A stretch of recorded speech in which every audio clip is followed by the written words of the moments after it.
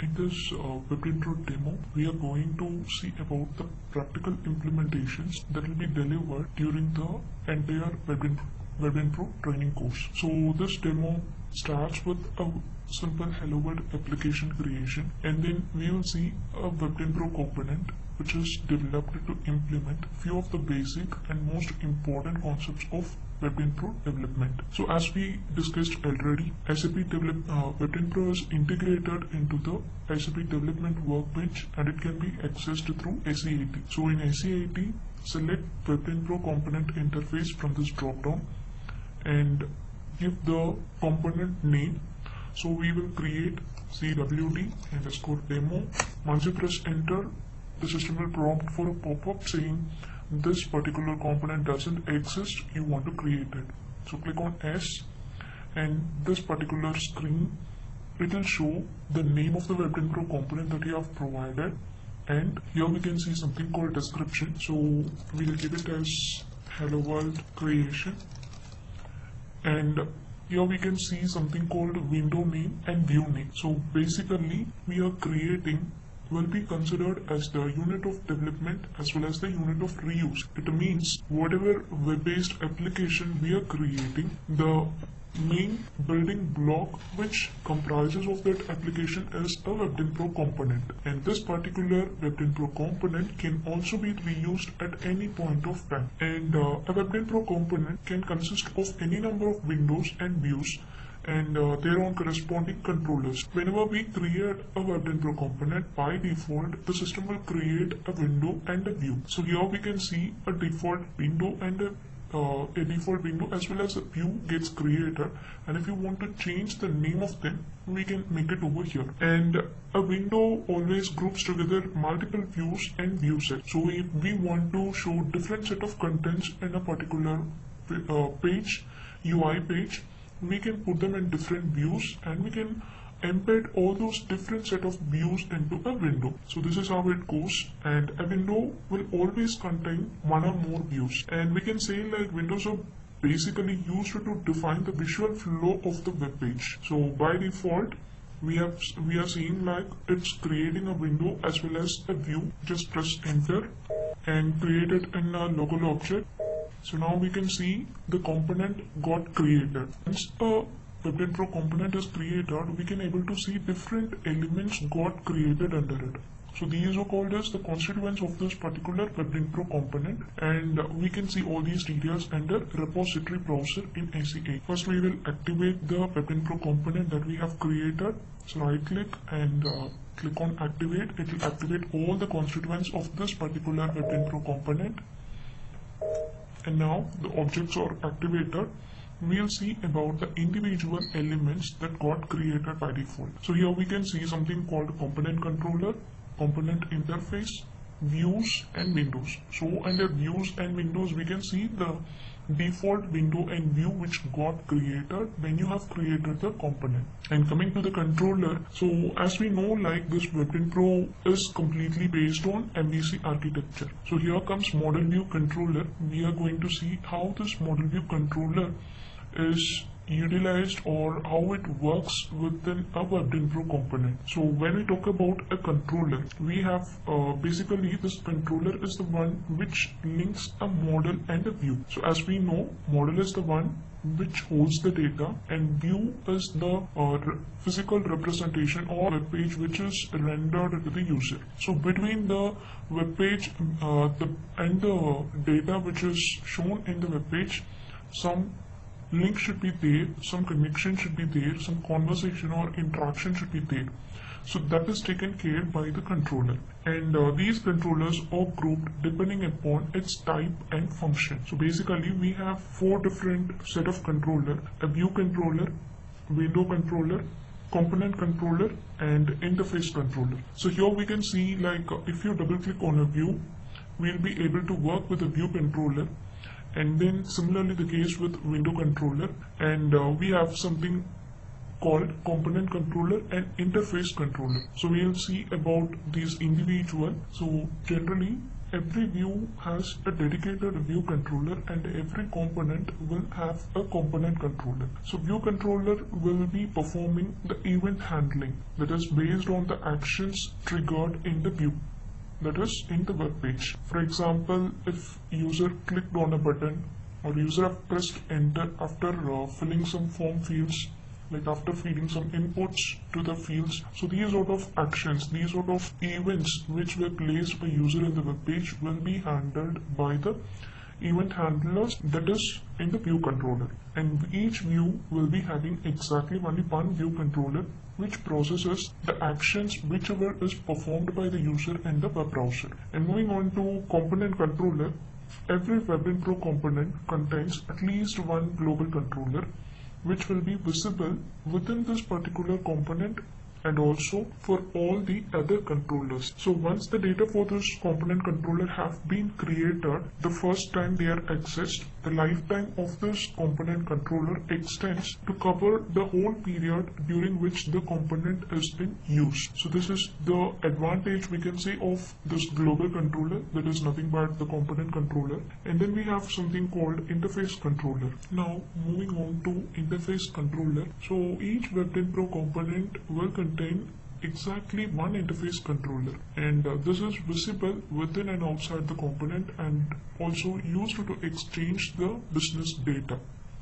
So component controller is available only within this component and also between all the controllers. Interface controller, it is available within this component and outside the component also. And moving on to window controller, for every window created in a Dynpro component, a window controller will get generated. Such window controller is visible throughout the component and it behaves like a component or a custom controller. We can also say like a controller can be viewed as ABAP OOPS class with additional functionalities depending upon its type. And the controllers in the Dynpro component define the flow of the functionality it provides. Depending upon its type, we can find the Dynpro framework methods within these controllers. So these methods are basically known as OOP methods, and the flow in which these methods execute is called the phase model. So we can have various sources like web services, APIs, assistance class to provide the business functionality for a Dynpro component. And these can be linked to the component controller using the wizard. Within the controllers, we'll always have something called context nodes. So in the attributes, context nodes hold data for a controller. So context node is the one which represents the model of the MVC architecture. And we can also define mapping between context nodes and different controllers of a Dynpro component. And then the framework takes care of the data flow between these controllers. Also, the data visible in the browser is assigned to UI elements via data binding between context nodes and the UI elements. So you'll see about what these UI elements are about. So for this Hello World example, just double click on the view controller. We'll be taken into something called layout. Click on edit first.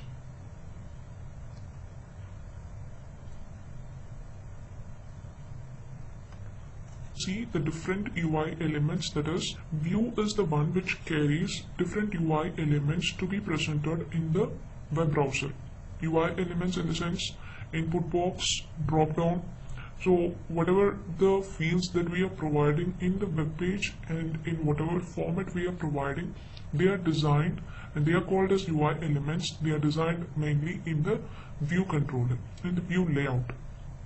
So for this example, just click on text view. We'll create one simple hello world text and we'll show it in browser. So here we can simply drag and drop the particular UI element that we want, or we can also right click on this root UI element container and click on insert element.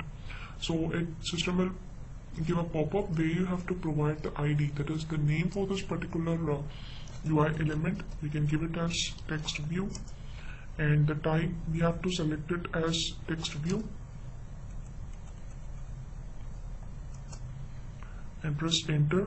So now this particular UI element got created, and here we can see whichever field is mandatory to be provided with a value, they will be shown in red color, So this is the place where we have to provide the text for this particular UI element. So we will give it as welcome to Dynpro and save this UI element. So here we can see how this text got created, and these are the properties that we can modify with respect to this UI element. And here we can see different set of UI elements, like if we want to perform some action, like if we want to give some buttons or icon. So all these things we can do over here. And if we want to give some layout for this text, we can choose it from over here. Here we can see different set of layouts available. So these are the different UI elements available to design your web page. Now we will create a panel, that is in spite of showing this text simply, we'll create a layout for this text, and then we'll show this text inside that particular layout. So for that, right click on root UI element container, click on insert element and create a panel.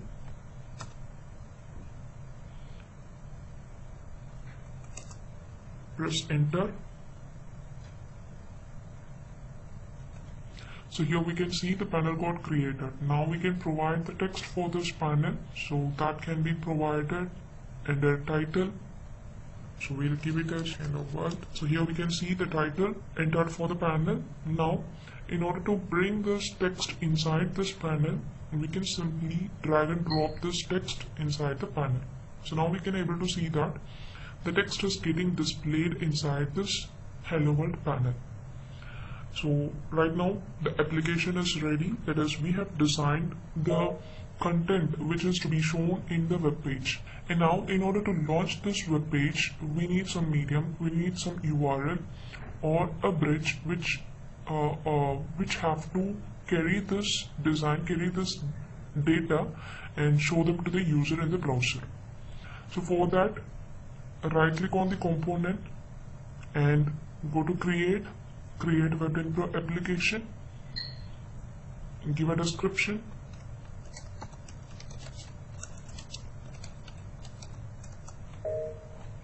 So here you can see the URL that gets created in order to launch this web Dynpro component. Now the component is ready to test, that is we have created the web Dynpro application which will create a URL in order to show your data and the elements that you have designed in the view in a web browser. Is created, activate the component, right click on the component and click on activate, and then expand the web Dynpro applications and right click and click on test. Once you click on test, it will open the application that you have created. So here you can see the panel, and inside the panel it is showing the text that we have created. So right now we are not able to identify whether this text is inside the panel or not. It's because there is no this view. So what we can do is we shall go to that component and go to the view controller, click on edit, and for this panel we shall change the content design as plain border. So now we can able to see the difference, activate it, and now test the component.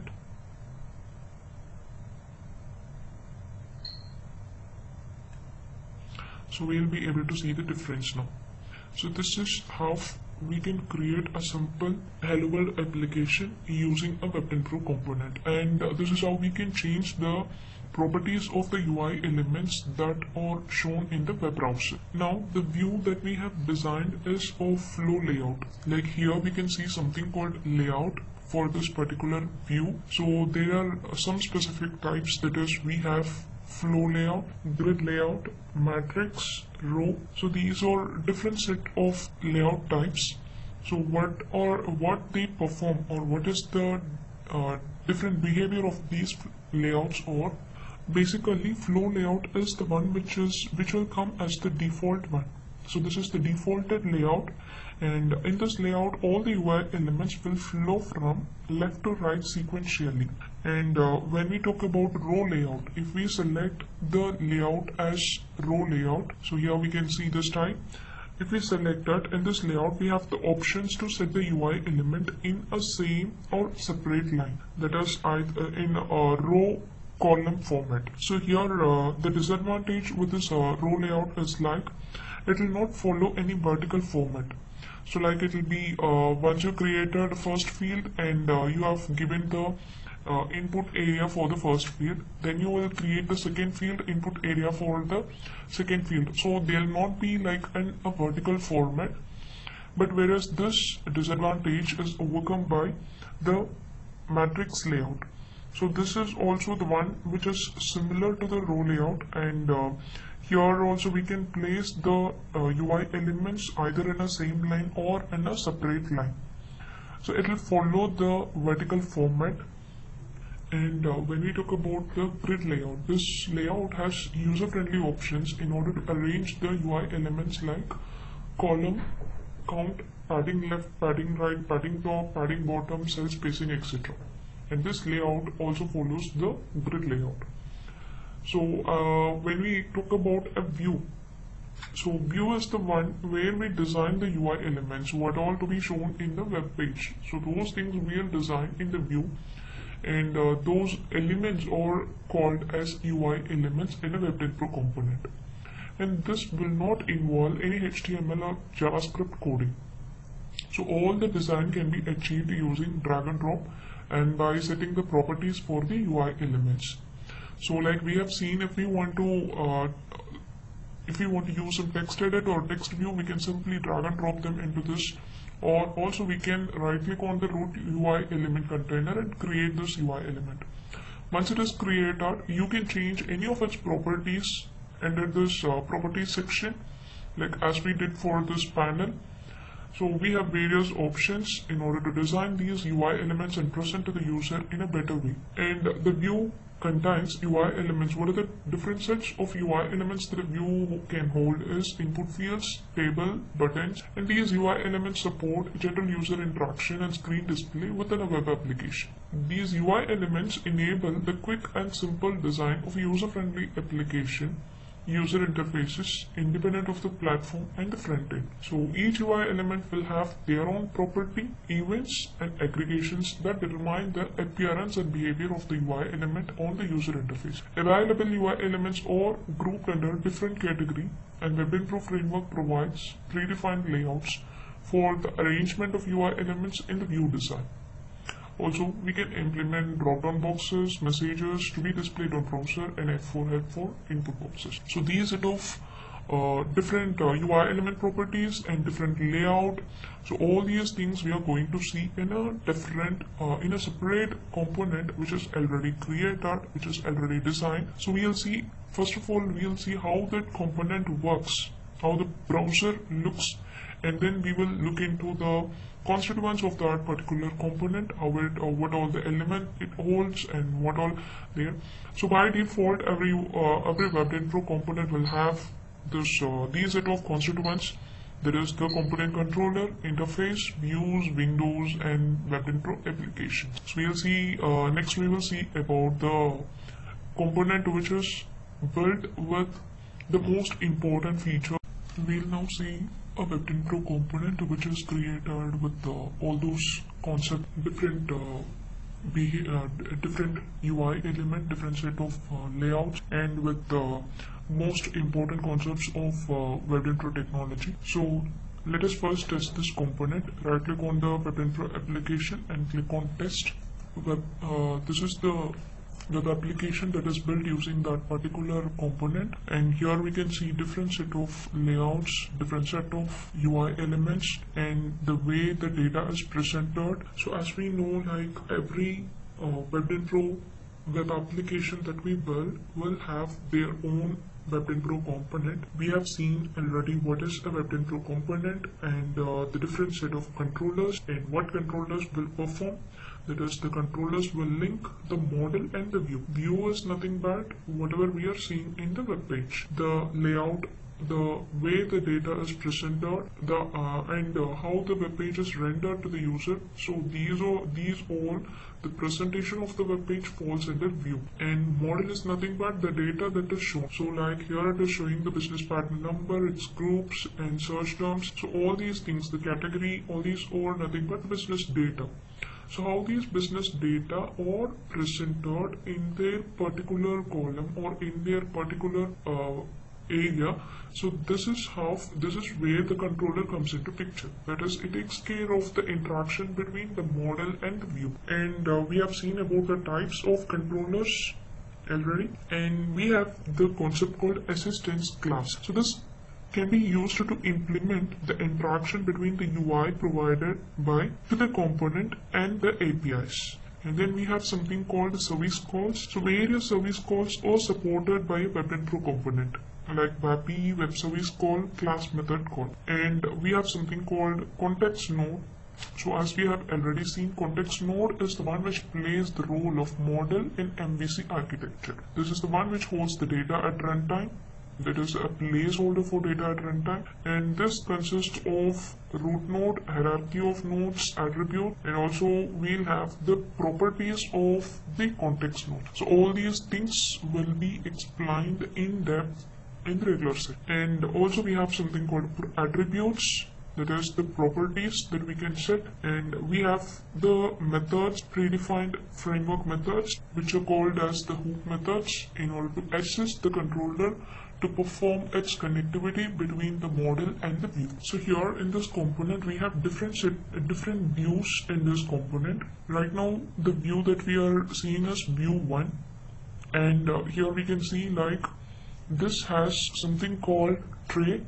So we can expand and collapse this tray. Under this tray, all these UI elements, all these business data are presented. So here this tray holds input fields, radio buttons of grouped by key, grouped by index, and also input fields we can see of different category, that is F4 help and DDLB. So here we can see the drop down list box holding some values. And this F4 help, if you click over it, it will take you into the search screen. So here we can see it's providing with a pop-up for selection. These input fields are provided with various possibility to provide the value help from various sources. That is automatically from the data dictionary, and custom search enabled as value help, and something called object value selector. So like once you click on the F4 help, it's providing you with a pop-up with a key and the description of that business content. So this can be taken directly from a data dictionary, or we can create a custom search help which can be enabled as a value help over here. And also the object value selector is nothing but, in a custom search we can see like we'll have the fields for providing the search criteria, and we will have the place to see the result once you press enter or once you hit the search button. So these things, that is the layout for that search, the layout for the search criteria, result, and the buttons, as well as the event in order to work behind the hit of that button. For example, search. So all these things are provided by the standard component, and this is nothing but object value selector. So these three are the different sources from which we can take the input for this value help. And then we have this radio button of two variety, that is grouped by key and grouped by index. Then we can see this table. So this object value selector, we can see how it works. Like it has the search criteria, and we have the buttons. Once you start the search, it will provide you with the result also. So this entire layout with the required UI elements, buttons, input fields, and the events behind these buttons. So all these things are provided already by the standard component, and if we implement it using the standard component, it goes under object value selector value help. And here we can see like we have table, that is the business content is presented in form of rows and columns. So partner category, partner type, grouping, external number, all these are arranged in the form of rows and columns. So we can design a table. We can design a table of supply function, which is nothing but whatever value you select over here. So this table, supply function related table, BP role, here whatever account you select, this BP role will hold the data of that particular account. So this is nothing but supply function concept. Create table of type ALV, that is using the standard component, standard Dynpro component, we can create the table as ALV. And here we can also able to see different buttons in order to perform different functions. That is, as already said, this particular Dynpro component has different views created in it. Right now we are into view 1. So we have various views like view 2, 3, 4, and also we have something called download to Excel, download to MS Word, and download to Notepad. So what these things will perform is, if you click on download to Excel, it will download this data into an Excel in the location wherever you specify. Similarly, the case with MS Word and Notepad. Now, we can create buttons to perform some user action, or also we can create buttons to perform the navigation. So here, if you click on view 2, view 3, view 4, it will take you into different view. That is different screen where different set of business data will be presented to the user. We'll test it by going to view 2. So here we can see something called dynamic context node, where dynamic context node is nothing but in this place also we can see like the UI elements used or traced. So we can expand and collapse and see the content in these trays. These UI elements are again filled with the navigation tray is filled with the buttons in order to navigate to view 1 and to view 3. Dynamic context node tray is filled with input field. So here you can provide some table, existing table, where you can see the content or content in that particular table. So we'll give BOT 000 over here and press search. It will provide you with the result, that is the data presented in that particular table. And here we can see like if we provide some non-existing table, and if you click and hit search button, it will show you the message that no such table exists, and once you click that, it will show you where the particular error message is coming from, which field is responsible for that error message. So this dynamic context node concept is nothing but we can implement, we can initialize the context nodes dynamically at runtime. So here, whatever the table that we are providing at runtime for the fields and the data is populated depending upon the table that we give over here. So the context nodes are created dynamically at runtime, and this messages also we can create in the web application. That is, once you create the message, it will show you where the message resides in which particular field. And then we have something called internationalization, which is nothing but a process by which the language specific parts of a program are separated from the other part. That is, this concept internationalization is mainly designed to provide the technical foundation in order to enable programs to support multiple scripts and languages without redesign or modification. So for example, once a user has selected a login language, all the programs must apparently alter their runtime behavior to meet the expectations of the user. For example, if for this Dynpro component, for a Dynpro application, we'll provide the user ID, user credential, and then we'll log into the application where we can select the logon language. Similarly, we do with the GUI. So in that case, the web application is expected to show the content in the language that the user have logged on. So this can be achieved without any without any technical design or modification to the component or to the application using this internationalization concept. And this helps to adapt existing applications so that they can be used in several languages and countries without the need for changes to the source code.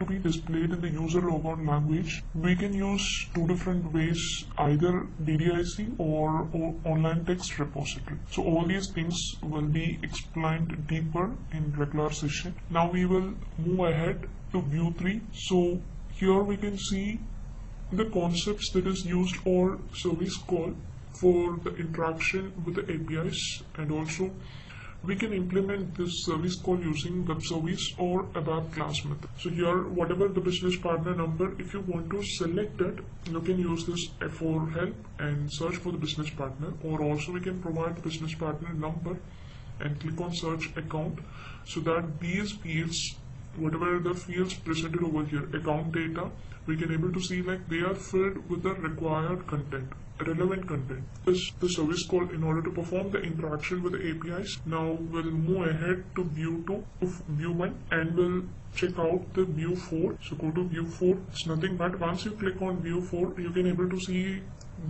some steps like view 1, view 2, view 3. So this concept is called roadmap. The roadmap UI element displays the steps followed in a wizard. Like we would have seen like online forms, any bookings or any product purchase, where we'll search for the products from the catalog, we'll select an item, it will get saved into the cart, then it will take us into the purchasing section where we'll provide the data required in order to perform the transaction.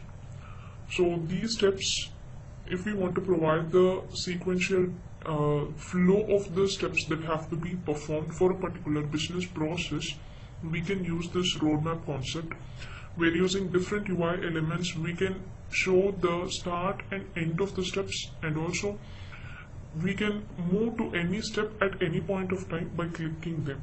So here we can see, once you go to view 2 or view 3, it will it will take you into those particular views. So whatever the page you are into, you can easily navigate to them by clicking any of these steps presented over here. So this concept is called roadmap.